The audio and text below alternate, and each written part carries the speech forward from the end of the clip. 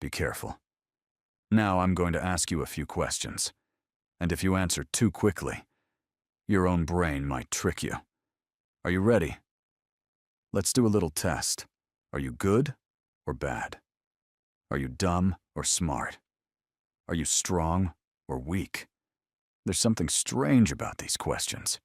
The answer comes, as if it doesn't even ask your permission, in the blink of an eye. Sometimes it feels complete, like there's a stamp inside you. Here it is. This is the truth. Yes, I'm good. No, I'm weak. Yes, I'm smart. But now, let's take one step back.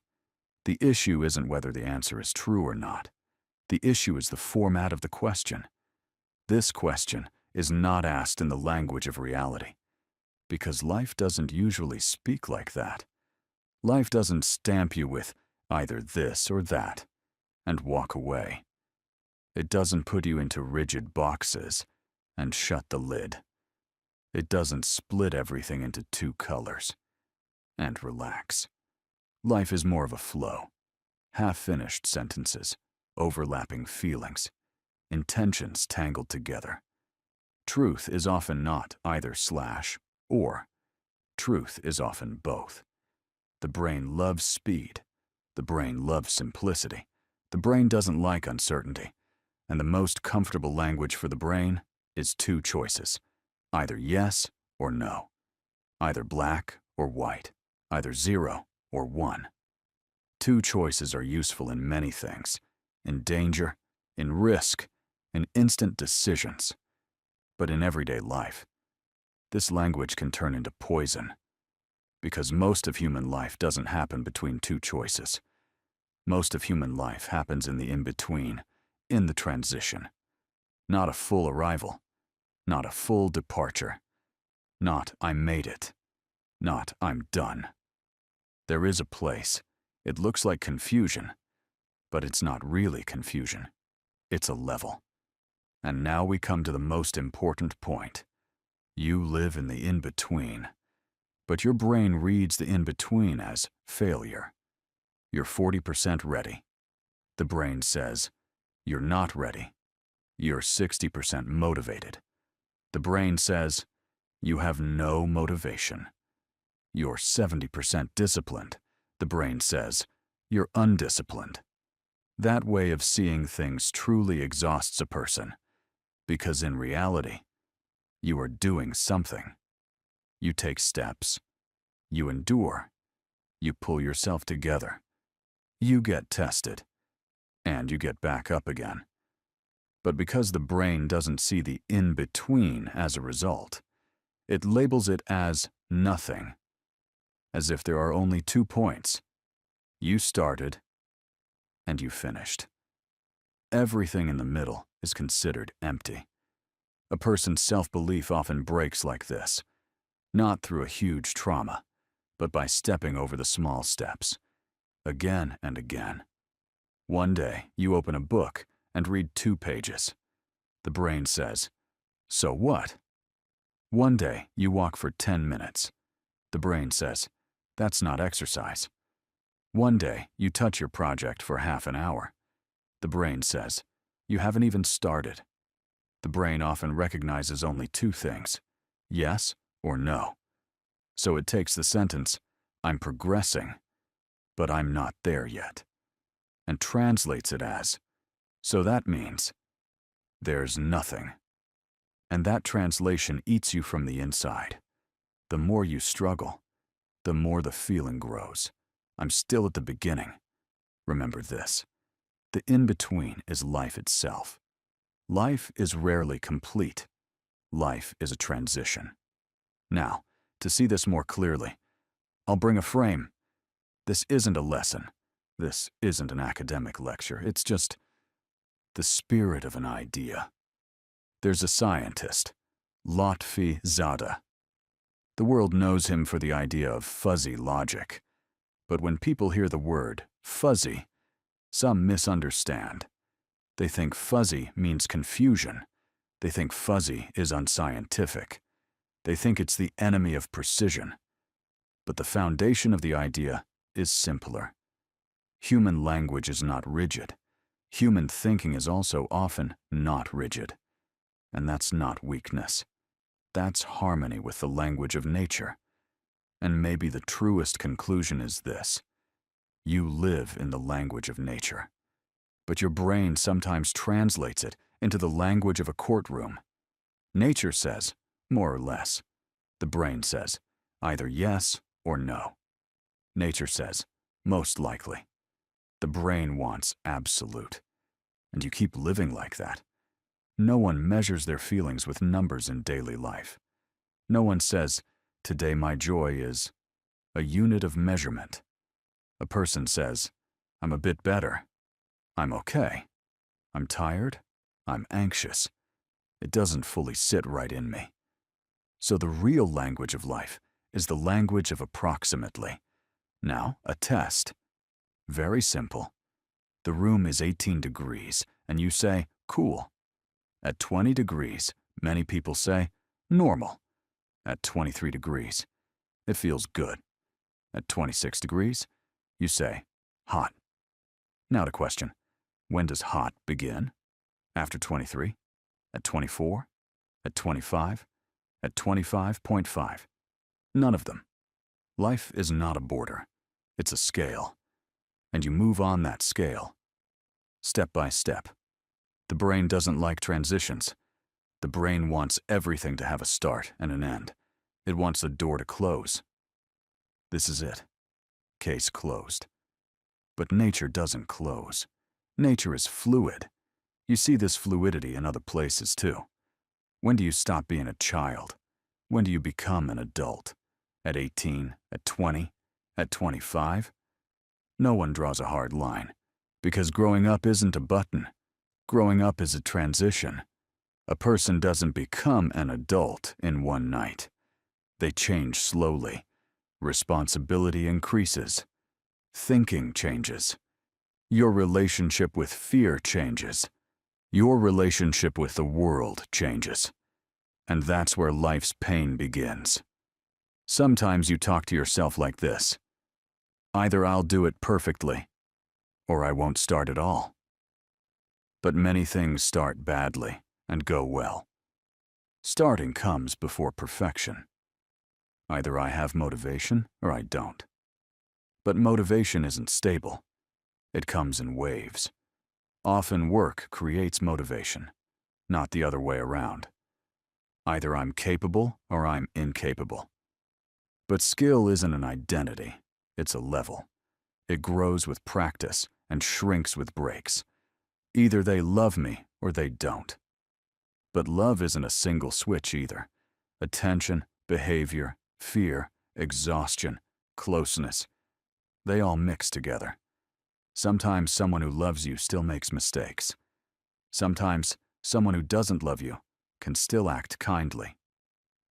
Either my life is fixed or it's ruined. But life often doesn't get fixed. It gets put back together. Slowly. Sometimes it looks like it's falling apart, but sometimes it's just being rearranged. This either slash or language exhausts you from both sides.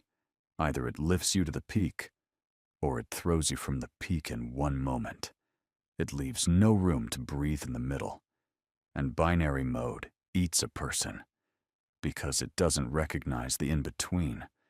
It drags you to court again and again. What's the verdict? But life is not a verdict. Life is an ongoing process. Binary mode doesn't count the process.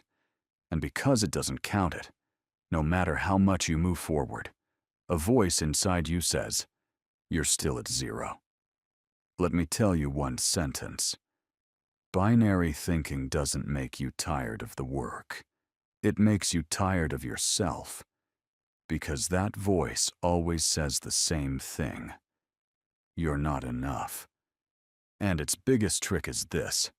It makes what's in between look like nothing. Now let's open how that happens. With a story, there's a person. That person makes plans at night.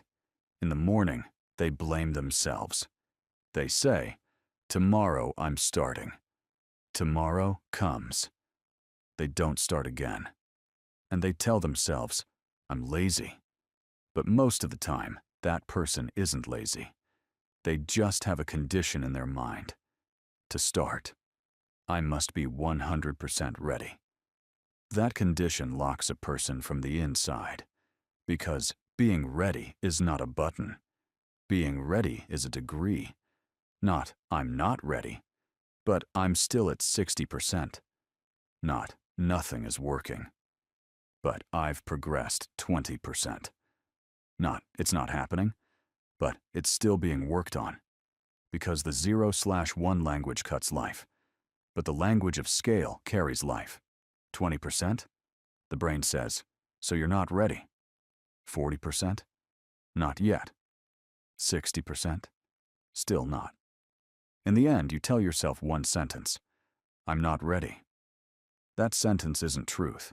That sentence is a translation. Your brain's 0/1 translation. And life rarely gives you 100% up front. Life often works like this. Start. And then it will become clear. And this is a principle. 100% is not the beginning. It's the result. You reach 100% inside the work, not before the work. Now here's a beautiful concept. Degree of membership, meaning something may not fully belong to a category, but it can belong to it to some degree. 20 degrees isn't hot, but it's not completely unrelated to hot either. 25 degrees is closer. 30 degrees is almost full. Now bring this into your own life. You say, I'm disciplined, or I'm undisciplined. But discipline is also a degree. Today your discipline might be 0.3. Tomorrow, 0.4. A month later, 0.6. The problem is, you count 0.3 as nothing. And because you count it as nothing, you don't continue. But 0.3 is real. 0.3 is a beginning. 0.3 has value. Because without 0.3, 0.6 won't come. Sometimes a person's problem isn't not being able to do it. Sometimes the problem is calling the small thing nothing. When you call the small thing nothing, you don't give yourself support. You zero yourself out. And the more you zero yourself out, the harder it becomes to start again. When you touch something once, you don't become a perfect person. By exercising once, you don't become an athlete. By opening a book once, you don't become a reader. One action doesn't create identity. It only leaves a trace. To be a person who reads, you don't have to give 2 hours a day. Sometimes 5 minutes is enough, because those 5 minutes send you a message. I'm on this path. And that's what the brain needs most, to feel that you are on the path. Because someone who feels they're on the path returns. Someone who thinks they're not on the path cuts themselves off. Now let's make the psychological side of binary thinking even clearer, and then go deeper into it in 4 daily areas. First, motivation. You often read motivation as yes or no. When you wake up in the morning, the low energy says to you, I have no motivation today. And that sentence becomes a decision. So I won't do anything. But motivation isn't a button. Motivation is a degree. Today your motivation can be low. But low doesn't mean 0. When your motivation is low, you won't do huge work. That's normal. But you can start with low motivation. An example. You make a task look enormous, so you don't start. But one day you tell yourself, I can just do this. For 7 minutes. After 7 minutes, your brain shifts into another mode, because the beginning happened. Sometimes the hardest part isn't the work itself. The hardest part is opening the door. And there's something else. Motivation is sometimes not the cause. It's the result. After you begin moving, motivation appears. You wait for motivation, but it doesn't come, because it's often born inside action. Second, never blame yourself. You make a mistake. You delay a message. You leave something unfinished. You can't control yourself in a moment. And then a sentence appears inside. So, I'm bad. That sentence is binary, and it's toxic, because it takes a mistake in behavior and sticks it onto your whole existence. You don't say, I made a mistake. You say, I am that. A better sentence is, this behavior was wrong. I could have made a better choice in this situation. This is my weak side, but it's not all of me. This language doesn't remove responsibility. On the contrary, it makes responsibility precise. Because you see the problem in a specific place. I need to change here. But I'm bad makes the problem everywhere and leaves you nowhere to exit. Third, relationships. We often read love as 0/1, 2. No message, so they don't love me. No time, so I don't matter. They spoke coldly, so I'm not important to them. Sometimes those conclusions are true, but often they're too harsh. Sometimes a person loves you, but is weak at showing it. Sometimes they love you, but their life is chaotic. Sometimes they love you, but they're afraid. Sometimes they love you, but their priorities are messed up. And sometimes, yes, they don't love you, and they're just dragging it out. Degree thinking here is to reduce drama, not to lie to yourself. The question isn't only, do they love me or not? The question is, how much can they show it? And the more important question, is that enough for me or not? The balance is this. Love is a degree, but behavior is also responsibility.